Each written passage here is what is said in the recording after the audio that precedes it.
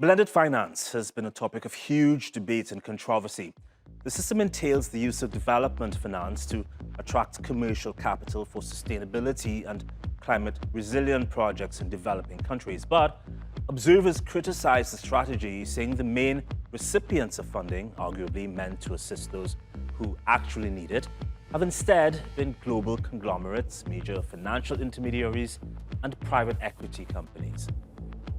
Blended finance has been presented as a silver bullet to tackle the climate crisis. But a joint report by NGOs Eurodad and Action Aid suggests this method of combining private and public funds to finance climate projects relies heavily on extracting natural resources from the global south to fund the Western world's transition to renewable energy. Here are some examples from 2016 to 2021. Philanthropic organizations, commercial banks, and insurance companies were recruited for blended investment projects in Africa, Latin America, and the Caribbean. Projects included a solar power plant in Zambia, an energy transition partnership in South Africa, and Rwanda's Kigali Water Project. While all these projects came online and benefited local people to some degree, this silver bullet did more harm than good. Nearly 80% of those investments were repatriated to international corporations and project developers in the global north, and according to Convergence,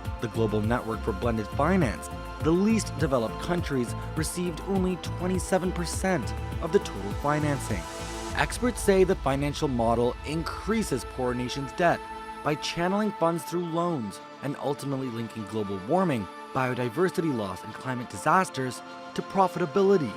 They add that blended finance projects in the renewable sector are essentially a subsidy to global north investors, and these schemes are simply vehicles for exploiting the global south's resources.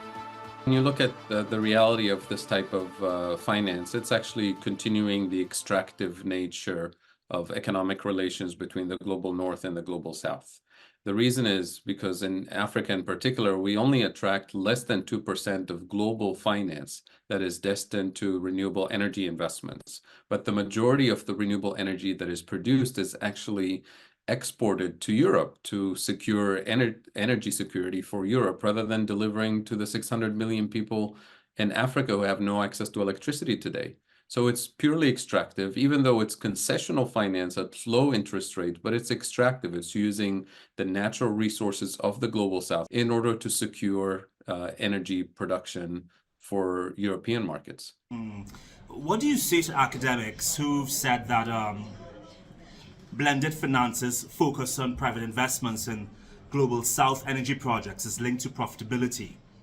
It's actually worse than that. I can give you one example. Look at the renewable energy investments in Namibia, for example, the green industrial zone.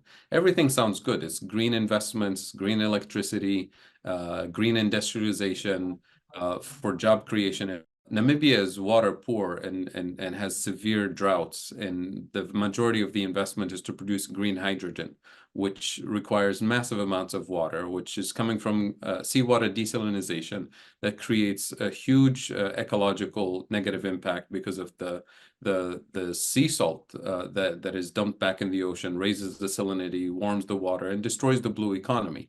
And you can say, okay, let's ignore that. It's for the purpose of development.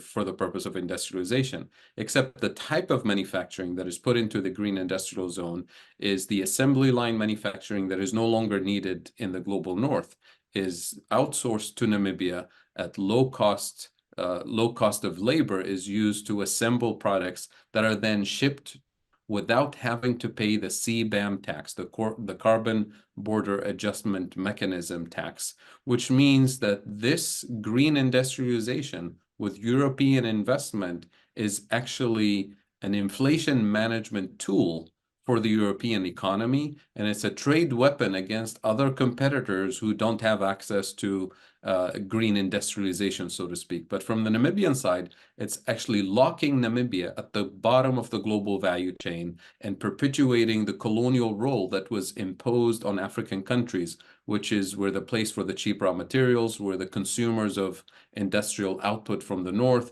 And most importantly, we're the place where obsolete technologies, assembly line manufacturing that is no longer needed in the global north is delivered to us under the label of development and cooperation. So blended finance is this new instrument that is used to recreate the colonial economic role that is imposed on the South with greenwashing labels to purely benefit the global north economies. The world is currently trying to figure out how to fund the loss and damage fund that was announced at COP28 last year. Do you think the fund should be funded through blended finance? Well, let's be very clear about what the Loss and Damage Fund is about. We have the global north, the historic polluters that have exceeded their carbon budget by far, owe a climate debt to the global south. Global south countries that haven't contributed and haven't exceeded their carbon budget. So if I owe you $100, I'm supposed to pay you my debt.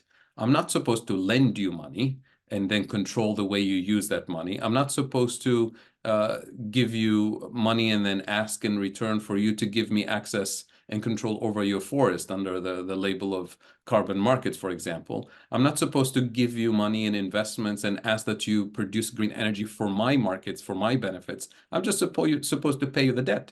So we have to change the terms of this conversation about climate finance. It's not supposed to be loans and further economic entrapment. It's supposed to be climate reparations, as in financial transfer of resources, in-kind transfer of resources, transfer of technology to invest in climate adaptation for the global south, not for the purpose of extraction to benefit the global north.